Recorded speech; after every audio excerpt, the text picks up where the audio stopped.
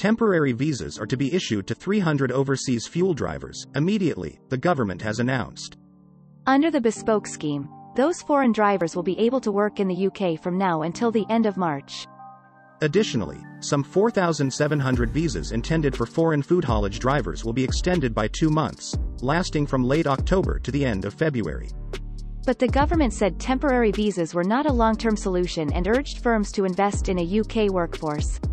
Ministers have also extended the length of temporary visas being issued to 5,500 foreign poultry workers, amid fears of a shortage of Christmas turkeys on supermarket shelves. Previously, the government said these temporary visas would last until Christmas Eve, but the visas have been extended by a week, and will now be valid until the 31st of December. Labour leader Sir Keir Starmer has called on Prime Minister Boris Johnson to recall Parliament from party conference recess, saying emergency action was needed. But Mr. Johnson said the UK supply chain remained very resilient.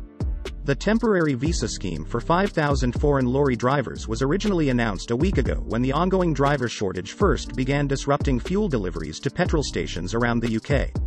On Friday, the Petrol Retailers Association said fuel supply remained a big problem in southeast England, and, if anything, it had got worse. From Monday, 200 military servicemen and women, 100 of them drivers, will provide temporary support to ease pressure on forecourts, where queues are becoming commonplace and customers frustrated.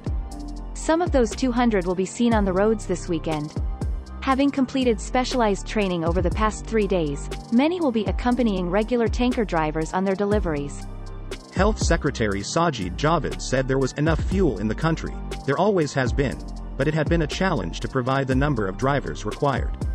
Trade Association Logistics UK estimates that the UK is in need of about 90,000 HGV drivers, with existing shortages made worse by a number of factors, including the pandemic, Brexit, an aging workforce, and low wages and poor working conditions. The foreign drivers eligible for visas will not be limited to the EU, but the expectation is most of the drivers will be from Europe. Lorry drivers have said some of the conditions they face in the job were putting off younger recruits. The average age of a HGV driver in the UK is 55. But the PM has accused the haulage industry, as well as campaign groups representing the food sector, of being too reliant on low-paid migrant workers. In addition to offering temporary visas, the government last week announced a number of other measures aimed at limiting disruption in the run-up to Christmas and beyond.